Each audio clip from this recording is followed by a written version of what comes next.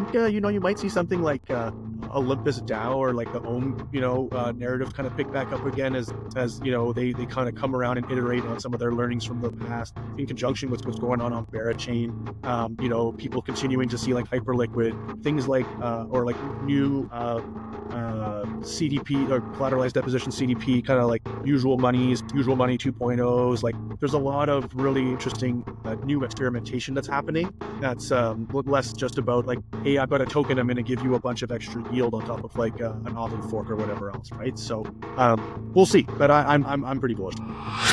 Hey everyone, welcome back. Today I'm joined by Sebastian of Aquanow, a researcher who's got a ton of insight into what's happening in crypto right now. We're going to chat about some big topics: Bitcoin, of course, DEXs, stablecoins, staking, AI, DeFi. We're going to cover it all and dive into some of these trends that are happening. It's going to be a great conversation, so let's jump right in. Sebastian, thanks so much for joining. Let's start with Bitcoin. It's had an incredible year, I would say, although right now things have kind of cooled off. But what do you think is behind all of the interest and adoption that's happening? Hey, Mikhail, thanks for having me. And it was definitely a really big year for Bitcoin. Like even for such a big asset within the crypto world, it still ended up outperforming a lot of the other majors, and like relative to like other assets around the world, it was the best performing, up 120% versus the performance of a lot of other assets, just a fraction of that. So I'll just quickly flip to a couple slides there just to kind of show, like just how crazy like the Bitcoin asset side of things has gone. Like it's really staggering here. So like this is the chart I wanted to show, right? Where like gold ETFs have been around for a long time. In just the 1 year or less than that, the Bitcoin ETFs has been around. They've already seen the number of assets in those exchange traded funds, almost match gold. Ethereum's way down there. So, maybe it's not just it may not be like a crypto story necessarily. Maybe it is specific to Bitcoin. But that's pretty massive. And I think to watch this over the next a little while will be very, very telling because, as I said, the gold ETFs have been around for a long time. And there's some debate about whether or not you want gold in your portfolio, at the institutional level and so on. And so, this is where we've topped out in terms of gold assets. And yet Bitcoin being brand new is almost there. So like, does it shoot up quite a bit past the gold ETF assets? Or does it kind of settle around the same area, same level as like this idea of digital gold? So, remains to be seen, but, still a pretty cool chart to see, right off the bat. Yeah, for sure. Now that's kind of more on the macro level. What about when you look at like crypto specific, like DEXs, for instance? Like what are you seeing, if anything, on that in terms of traction, in terms of, just things that the DEXs need to overcome in order to compete with some of the centralized exchanges? The volumes in DEX land, really did increase for sure. And one of the notable stories there is in Hyperliquid, which I'll show you in a sec here. So go back to screen share mode. Hyperliquid has been like on a tear lately. I would say probably like right before the whole like AI narrative took off. Like that kind of seemed to overshadow some of the things that Hyperliquid was doing. But yeah, it's nice to see that you wrote a piece on this as well. Yeah, I wanted to highlight it. It was really important. I do think you're not alone in having this kind of catch you maybe off guard or like a B2B's a bit surprised about. I think a lot of people heard about Hyperliquid, ourselves included. We saw deals in the space there, that deal specifically as well. And we don't typically invest in DEXs as it was like, and so it wasn't something we were focused on, but heard it, like, okay, that's interesting. And then, didn't play a lot of mind share. And then like, you can see its TVL just shot up huge. And then that airdrop, like, stunned people who were like, oh man, I can't believe I slipped on that one. Right. And so that's got to be the best marketing tactic in crypto. If you can make a select few people just like who are believers early, like a ton of money, and then a lot of people will kind of FOMO in afterwards. And I think a lot of people have found the experience to be quite good as well. We do stuff there in our yield fund, and it's an enjoyable experience for the same reasons that we talked about before, with like better user interface and speed and feature and fees and that kind of thing. But so like I said before, right, like the perpetual exchange volume just jumped throughout Q3, like November, December after the election, like were huge months. but they didn't really breach much in terms of like stealing market share. So the chart that you see here on the right hand side would kind of match what you'd see in terms of magnitude that you'd see on centralized exchanges. So like volume across the space really jumped up. But I do think it's meaningful to highlight just that massive market share now that at Hyperliquid. Maybe worth mentioning, and this is per perpetual DEX specifically. So this is not just all DEX volumes that I mentioned before, but so people using perps to add leverage into the back end of the year, super important. And I think actually we'll scroll back here and talk a little bit about this too, where you can see the activity here where Bitcoin long liquidations were quite high in December as well, the highest all year, and then there was some big liquidations which brought down the markets as well. So you see that like that huge jump in perpetual volume, showing like interest in speculative activity there, trying to add leverage to your trades, and then that got a little carried away, and then the REITs came back down. So that's the kind of thing we're used to seeing in crypto. Nothing too crazy, but you can see it, and I do think it's been for what it's worth, not directly related to your DEX question, but I do think it sets a really nice kind of environment for the markets to trade off of. I mean, obviously the last few days have been a bit weak here, but having a lot of that exuberance kind of washed out without having us round trip down to like 70 or something like $70,000 on Bitcoin, I think that does kind of help just set a nice kind of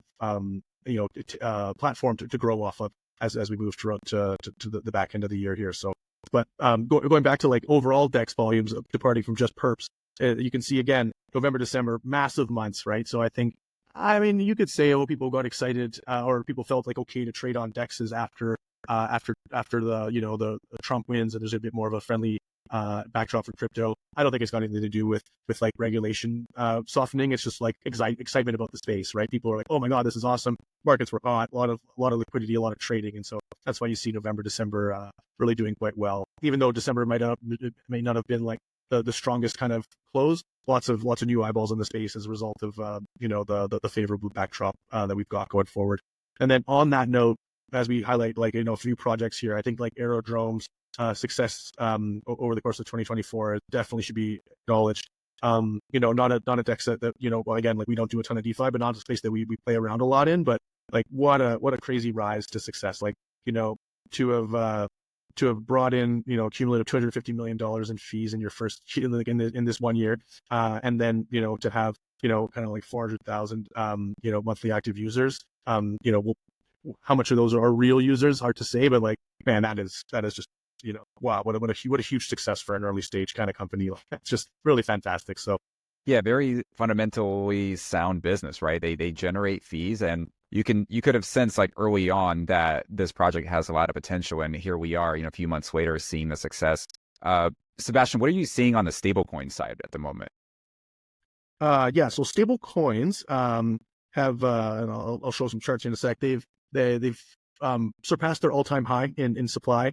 A lot of that has been helped by success of some of these like of Ethena, really, like we'll call that out, call a spade a spade. They tokenize the basis trade, which is taking advantage of the difference between the funding rate by shorting perpetual futures and going long the underlying.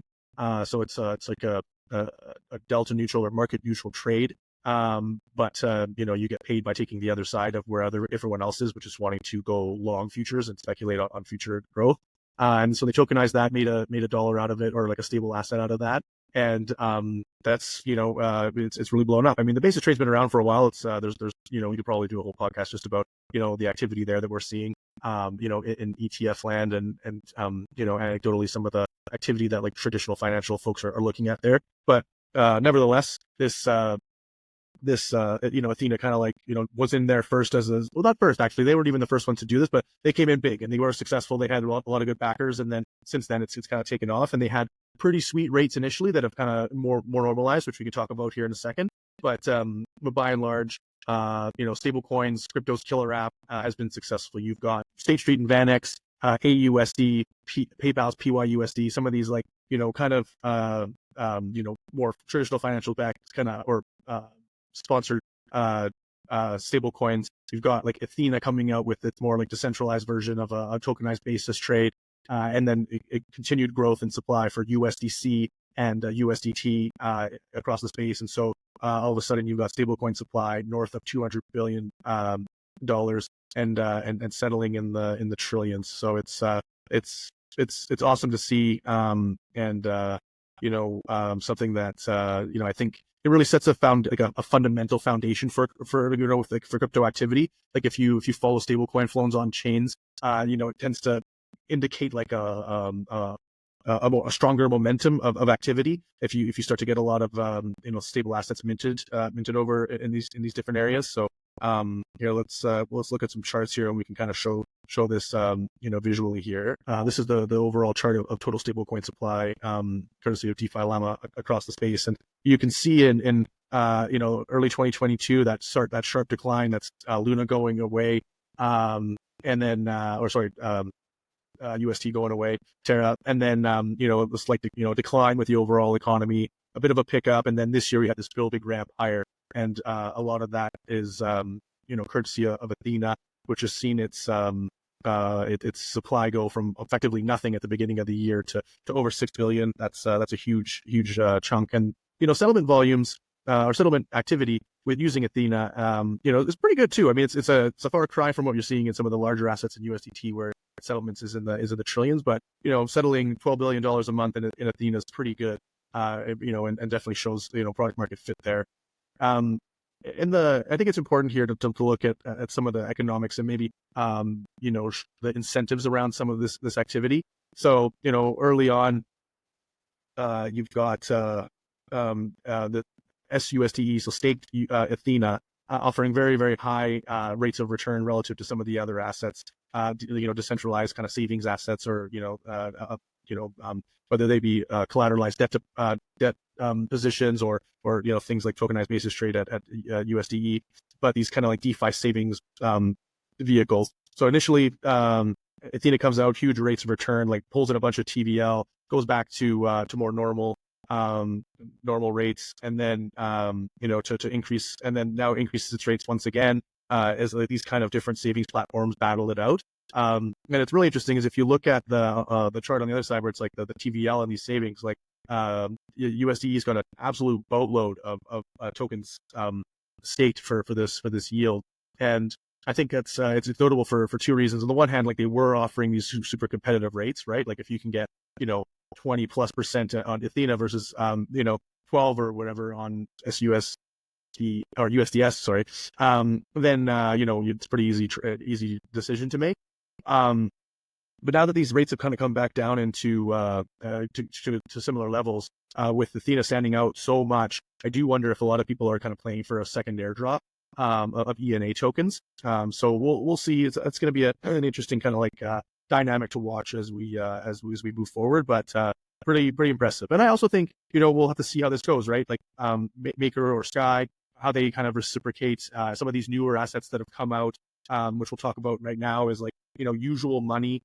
They have a bit of a different model where they've tokenized RWAs and created a stable coin based off of that, or a stable asset, I should say, based off of that. Absolute massive like rocket of TVL there, and you have to tip your hat to the folks there to have like seen this opportunity and moved on it. And so you've got this treasury bill backed or largely treasury bill backed kind of like asset, but then they actually share that yield versus like what USDC and USDT that famously don't do that. And so they've seen a lot of attention off. So we'll see how this all kind of goes. We haven't seen how they play out through a cycle, but like when you see assets going from like zero to nearly $2 billion, or in the case of Ethena, zero to like nearly 6 billion, and I think it speaks to product market fit or some sort of a fit on that, especially when you think that like overall DeFi still is far away from its major peaks in 2011, 2012. So now things are heating up, as you just mentioned, but what about the overall competition when it comes to L1s right now? What are you seeing on the layer one side? Competition remains fierce. I think, if you look back on 2024, there was this kind of pretty well documented kind of battle between Ethereum and Solana and all that kind of stuff. And I mean, for better or worse, we do have this kind of like tribalism in crypto. It's not my favorite part about the space by any stretch, but whatever, people in their bags, I guess. However, look, I think it's really interesting, right? Where Solana's experience is quite interesting. Like as someone who's kind of agnostic and just likes to operate on chain, it's fast, it's quick. They seem to have like resolved a lot of their early kind of tech issues there, and it's seen scale. And so as a result, there's been a ton of new activity happening there, and maybe some activity for people without large quantities of or large amounts of capital to be able to play around with. Like you can go and speculate with like, $5-10 on Solana, whereas you can't really do that in Ethereum on the main chain. In L2s you can, and so you're working there, but like it can be, it's not always the easiest way to get some assets to an L2 with a small amount to try to play around with and that kind of thing. But nevertheless, all that's kind of being worked out. And so I think some of the battle, you can't talk about L1s in 2024 without talking about some of those kind of like exchanges between the groups and some of the debates that continue. But I think they each have their bright spots, right? Ethereum's, building in a different kind of like more decentralized manner, and it's got a lot of pluses as a result of that. And then you've got chains like Base, which are building in a bit more centralized manner, but have this, and they have like sponsorship from certainly centralized entities like Coinbase. But as a result, they've like been able to capture like a huge amount of attention very quickly. I didn't highlight the Base stats specifically in this month chart packs, but its growth, over the course of the year was staggering. I mentioned the wins of like things like Aerodrome and Usual Money and Ethena, but like Base blows all of those away. It's been what an awesome win there. So that's great. Solana's resurgence, fantastic. Really good to see that story kind of come out of the come back from whatever where some people were saying was near dead. And then you have had a number of kind of narrative specific L1s kind of roll out. Hyperliquid, I guess, would fall into that, right? And they've kind of found their fits, and we'll see how that narrative kind of continues to play out over time. Something I'm sure we'll talk about later, but like there are there's kind of rumblings or whispers of some of these like AI agent operating system kind of like L1s that are kind of in the works now. And so I think that'll continue. I don't think we're going to see like a world where like new L1s don't kind of come about, and there's economic reasons for that. I think the launch of Berachain and Monad are hardly anticipated, and I think we can expect to see continued learnings. As one person sees as one chain sees success in one way, how does that get replicated elsewhere, and we can kind of go from there. Some of the more specific use case L1s. Like Celestia started the year with tons of hype that kind of faded off throughout the rest of the year. Injective would be another one where there was like a lot of hype and activity, and then we'll see what happens as they kind of like try to build a bit more sustainable kind of economies on top of them. Within the Move ecosystem, you've got Movement had a nice launch. Sui and Aptos have kind of gonna bifurcated a little bit. Aptos had some personnel changes recently, and Sui's had a face melting rally kind of throughout the year too. So that's been hotly contested because people will say, oh, there's not a lot of activity there, but look, we're talking early stage assets, right?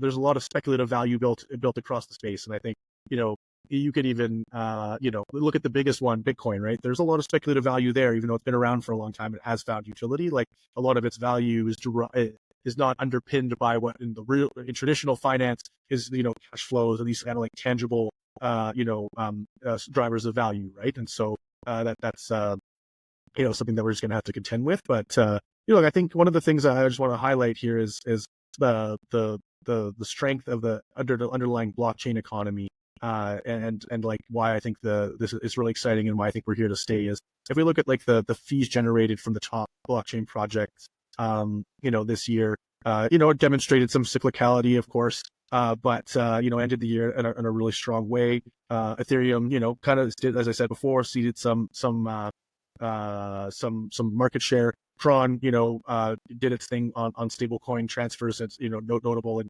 emerging markets as a low cost way to move stablecoins.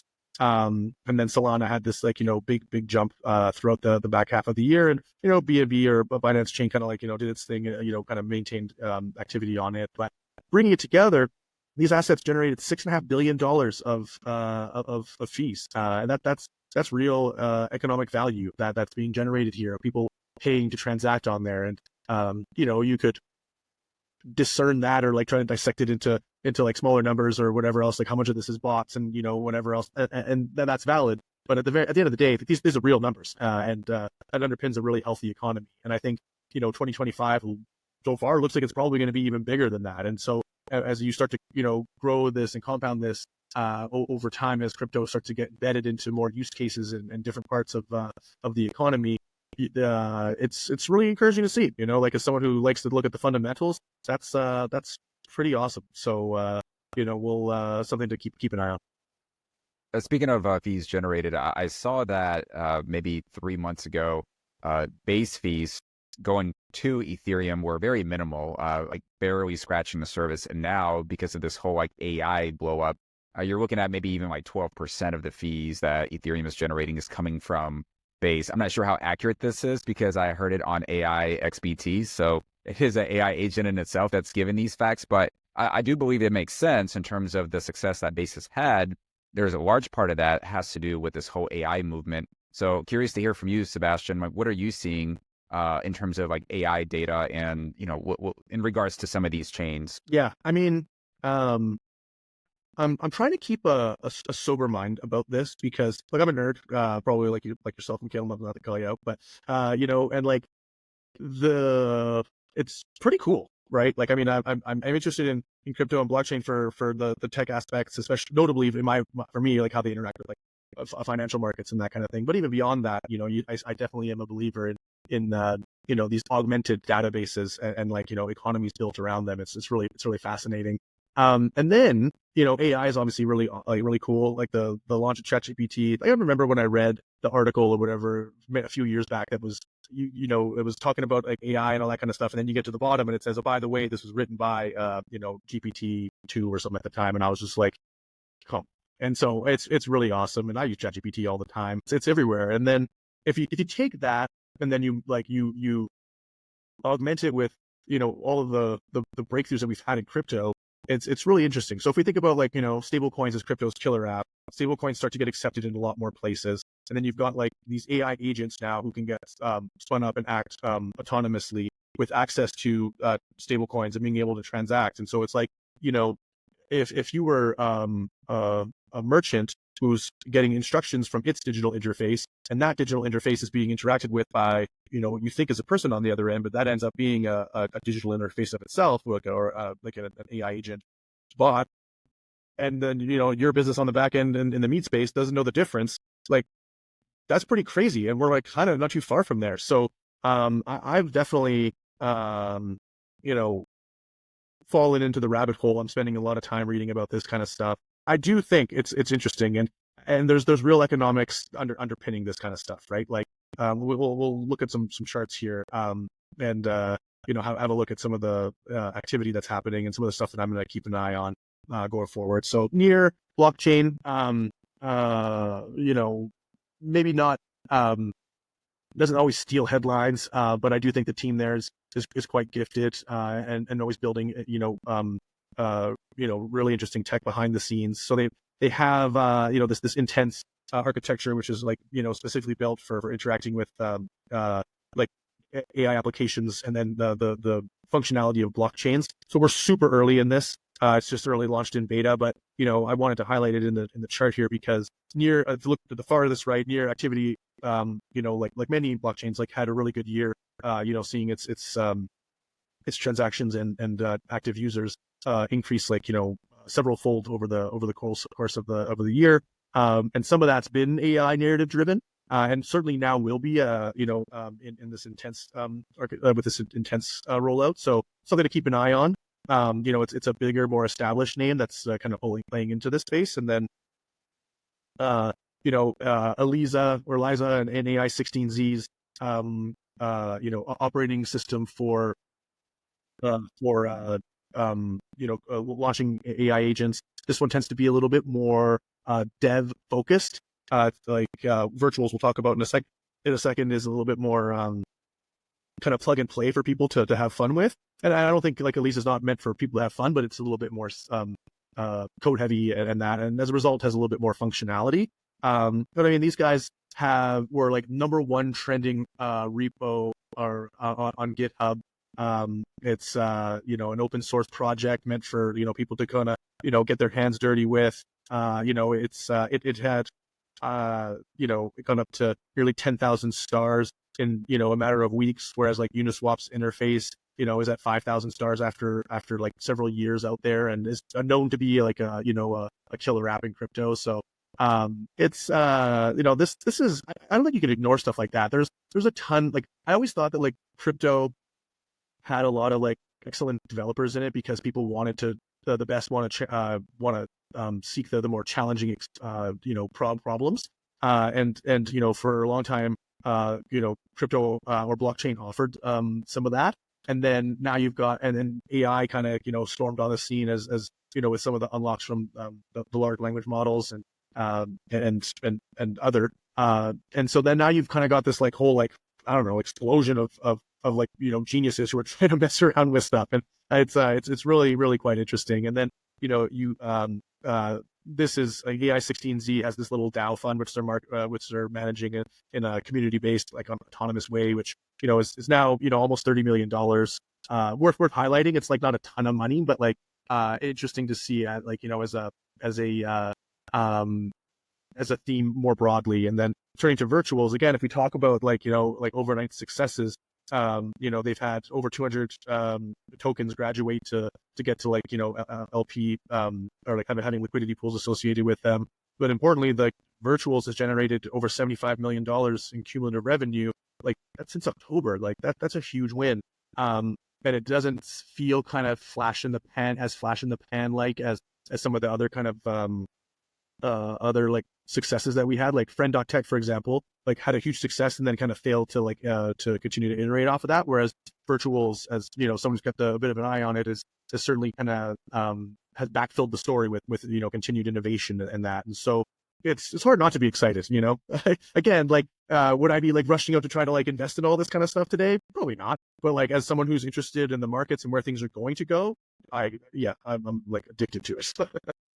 Yeah, it's definitely every day it's something new. The industry and specifically that narrative moves really, really fast. And AI 16Z, that's Solana, virtual base, we're starting to see a pattern. Although I will say your research on Near kind of surprised me. I know that they associated themselves with being like a AI play. And when you look at like CoinMarketCap and some of these other platforms, whenever you decipher, when you try to categorize it into AI, it does pop up. And I always wondered, why does it? Because in the past, they haven't really been an AI play. But if you look at the founder, he shared the stage with NVIDIA CEO. So there's some association there. There's strong passion for AI. And so I am surprised, but also not so surprised to see that Near is also trying to take on the whole AI space. And I imagine Injective and some of these other chains, I think everyone's going to try to get a piece of that SUI. Everyone's going to try to get a piece of it because it is the hot narrative right now. Absolutely. And like, look, there's big brains in all of these ecosystems. Near there's a lot of smart people there. Like, this isn't meant to be a plug, but one of our portfolio companies, Pond, they model blockchains using graph neural networks. And they're close with they have projects with Near and virtuals, right? And so these are super smart guys, like some of the most foremost cited academics in graph neural networks are on that team, and they're working on both. To give you an idea, that like, I think it's just there's so much greenfield now that we've kind of had these like unlocks of transformers, large language models, and then having like all the big guys kind of jump in and they're iterating, and it's like it's really really cool. Now that we got the AI part squared away, tell me about the DeFi, because DeFi is tried and true. It's been around for, seems like, every cycle, and I feel like this cycle is probably no different. I mean, what are you seeing on the DeFi side? Yeah, no, exactly. One thing I wanted to touch on the DeFi side of things is we talked about it earlier, how TVL is still about 40% below its peak in 2021. I think a lot of that's because ETH, the asset, is still quite a bit below its peak back then. And then also other like DeFi asset tokens are far from their peaks. But we have seen a lot of activity and a lot of reasons why. Me personally, like I feel like the second derivative, or like the rate of change is really kind of interesting in DeFi, because courtesy of our friends at CoinSeeker, we get monthly data from them on fundraising. For the longest time, infrastructure has been like the top fundraising category, and we see it's still there this month. But like DeFi kind of popped out of nowhere, and it's like, oh wow, that's really interesting. And then and CeFi too, which is interesting. And there's always a little bit of turnaround on this one, but as we see that like overall crypto deals were quite strong in the second half of the year, and DeFi specifically kind of picked up there. I think that is something really, really fascinating. And then, of course, Berachain, famously going to be, multi-purpose chain, but has like a real deep rooting in DeFi. We should see that chain go live soonish. We'll see. There's been, that's been an interesting kind of like rollout, anyways. But nevertheless, it's like, in just a few days, they got up to $500 million accumulative deposits in like pre-launched for their TVL. That's since surpassed $1 billion. And like we're recording this on the 9th of January. So like in a few weeks, or less than like 3 weeks, there's been $1 billion pledge to this thing right away. So you can imagine what that chart's going to look like when we launch it in a month or so. And that's largely DeFi. Well, in fact, these boy cobalts are exclusively that. So I think that these like Gartner hype cycles, where you've got your peak of inflation, and then I really do think that maybe now DeFi is in this slope of enlightenment, right? It had its peak, it had its pop, and now things have kind of come around. Interoperability is kind of getting better. Interfaces are certainly getting better. Wallets have improved, and continue. All of these trends continue for sure. And then you've got like new innovative applications like Berachain's proof of liquidity, and then speculative incentives like things like Hyperliquid and all that kind of stuff. And so between that, increased venture funding, and there's like, kind of real resurgence. I don't know. I think like DeFi, a lot of people were interested in it, but like maybe it was kind of viewed as like a little bit wait and see for some people. I think we're going to see some really interesting stuff coming out of that one in 2025. It does kind of feel like the old tea leaves are reading positively. Maybe DeFi Summer 2025. What do you think? Oh man, like I feel like people have called DeFi Summer 2.0 a few times, but I mean, I would not be surprised, honestly. Like we're pretty like, invested in across the Berachain ecosystem, so biased perhaps, but I think that what's going on there is very interesting. I think you might see something like Olympus DAO or like the OM narrative kind of pick back up again as they kind of come around and iterate on some of their learnings from the past in conjunction with what's going on Berachain. People continuing to see like Hyperliquid things like or like new CDP or collateralized deposition CDP, kind of like usual money 2.0s. Like there's a lot of really interesting new experimentation that's happening. That's less just about like, hey, I've got a token, I'm going to give you a bunch of extra yield on top of like an Aave fork or whatever else, right? So we'll see, but I'm pretty bullish, man. Sebastian, you have a newsletter, right? People can subscribe to have access to this report. Yeah. So the State of the Crypto Markets is a monthly chart pack that we put out. We also have a longer form newsletter called Digital Dives, which talks about a lot of times some of those same themes, but like kind of like double clicked and zoomed in on in texts. I'll be sure to have the links in the description for both of those. And for those that are watching, if you found this video helpful and informative, please consider subscribing to the channel, like the video, follow AquaNow on their socials.